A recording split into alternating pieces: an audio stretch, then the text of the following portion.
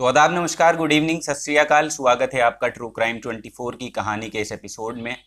उम्मीद है आप लोग अच्छे होंगे, खुश होंगे, स्वस्थ होंगे और यही दुआ है आप हमेशा अच्छे रहें, खुश रहें। कुछ घटनाएं ऐसी होती हैं जिन पर यकीन करना बहुत मुश्किल होता है, क्योंकि रिश्ते ही कुछ ऐसे होते हैं। और अगर कोई इंसान किसी पर भरोसा करे और अचानक उसका गहरा भरोसा टूट जाए तो फिर वो इंसान भी टूट जाता है। इंसान भी वो हो जिसका कोई सहारा ना हो, जिसका पति ना हो।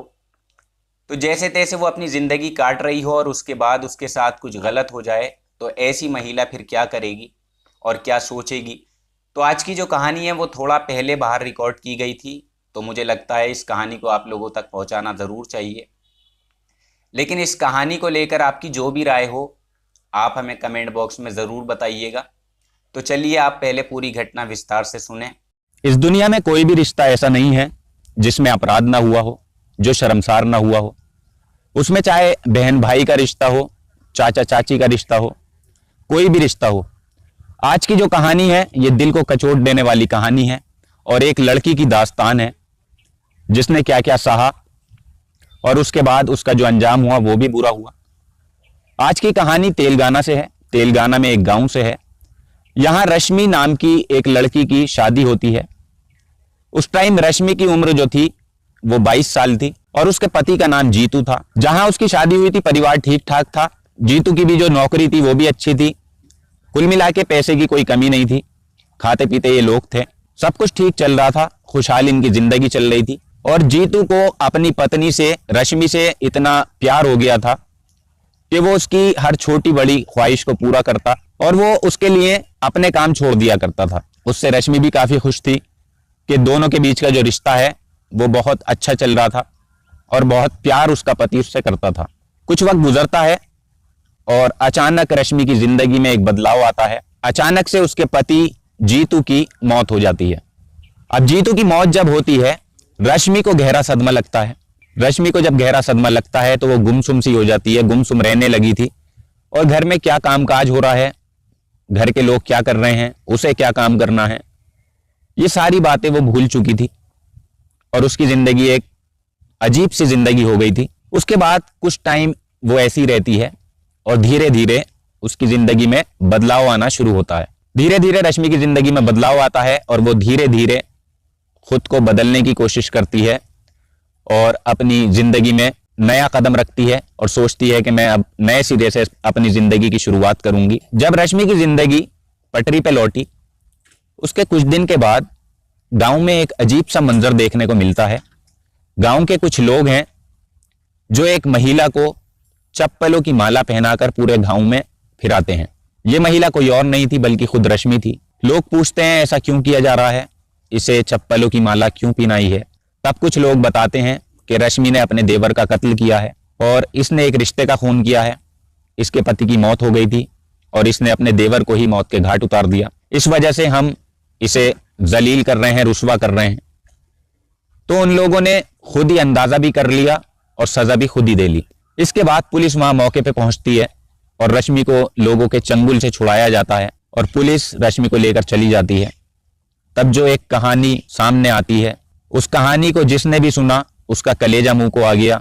कहानी दरअसल ये थी, रश्मि की शादी जीतू से हुई, खुशहाल जिंदगी चल रही थी, सब कुछ ठीक चल रहा था, रश्मि भी खुश थी, जीतू भी खुश था।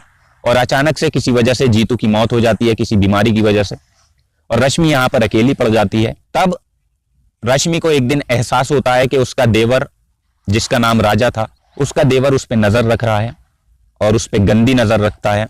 धीरे धीरे उसे यह एहसास हुआ, लेकिन उसका जो एहसास था वो यकीन में बदल गया, जो शक था उसे वो यकीन में बदला।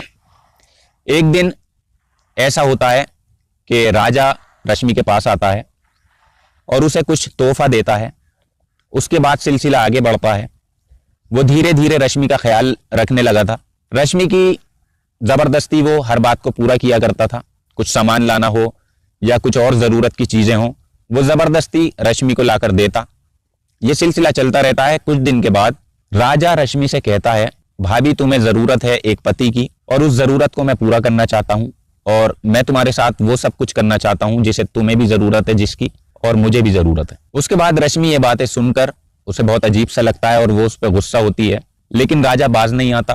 अब ये सिलसिला लगातार आगे बढ़ता रहता है और वो रश्मि के पास आता, उसके साथ जबरदस्ती करता और उससे सेक्स करने की डिमांड करता। दिन गुजरते हैं धीरे धीरे, फिर एक बार से फिर से वक्त करवट लेता है और एक बार होता यह है कि राजा रश्मि के पास आता है और जबरदस्ती करने की कोशिश करता है। उस टाइम रश्मि उसे बातें भी सुनाती है और दोनों के बीच नोकझोंक होती है, झगड़ा बढ़ जाता है। इसके बाद रश्मि पूरी तरह से परेशान हो गई थी। फिर उसके बाद रश्मि परेशान होकर 2 लोगों की मदद लेती है और 2 लोगों की मदद लेकर रश्मि राजा की हत्या कर देती है, राजा को मार देती है और एक खेत में राजा की लाश को वो लोग फेंक देते हैं। ये कहानी सामने खुलकर आती है जो रश्मि पुलिस को सुनाती है। लेकिन जिसने भी इस कहानी को सुना वो हैरान हुआ, जिसने भी इस कहानी को सुना उसे तकलीफ हुई कि एक विधवा के साथ ऐसा काम हुआ। उसने भी गलत किया कि उसका कत्ल किया, उसे कानून का सहारा लेना चाहिए था, उसे कानून अपने हाथों में नहीं लेना चाहिए था। जो भी हुआ, लेकिन एक तरह से यहाँ पर एक रिश्ते का खून हुआ है। तो ये थी दोस्तों आज की कहानी तेलंगाना से। तो आखिर में अब उन सभी लोगों के नाम जिन्होंने कमेंट बॉक्स में अपना नाम बताया था।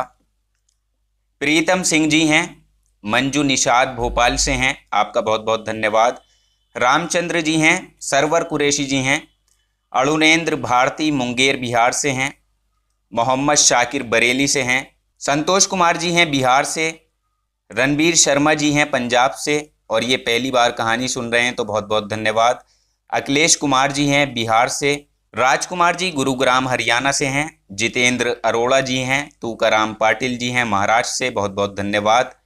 चंदर सिंह जी हैं मध्य प्रदेश से, डॉक्टर फैज़ राजपूत राणा दिल्ली से कहानी सुनते हैं, thank you very much.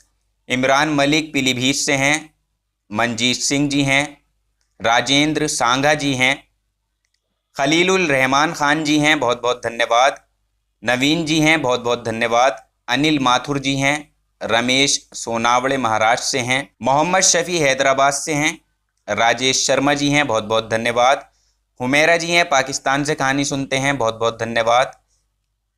Well जी आहिर गुजरात से हैं, सुरेश नायक जी हैं, बहुत बहुत धन्यवाद। प्रमोद राजपूत जी हैं और रूही साहिबा जी लखनऊ से कहानी सुनती हैं, बहुत बहुत धन्यवाद। हरदेव कुमार जी हैं हिमाचल से, पूजा राजपूत हैं देहरादून से, राकेश यादव जी हैं, सागर अंसारी जी हैं, राजपूत प्रमोद जी हैं हिमाचल प्रदेश से, गुरजन सिंह खेड़ा अमृतसर पंजाब से हैं, बहुत बहुत धन्यवाद। अजय पाठक जी हैं बिहारपुर छत्तीसगढ़ से, इमरान मलिक पीलीभीत से कहानी सुनते हैं और राजकुमार जी गुरुग्राम हरियाणा से हैं। तो आप सभी लोगों का दिल से बहुत बहुत धन्यवाद और आज के एपिसोड में इतना ही। कल आपसे फिर मुलाकात होगी किसी नई कहानी में, तब तक आप अपना ख्याल रखें, अपनों का ख्याल रखें। जय हिंद, वंदे मातरम।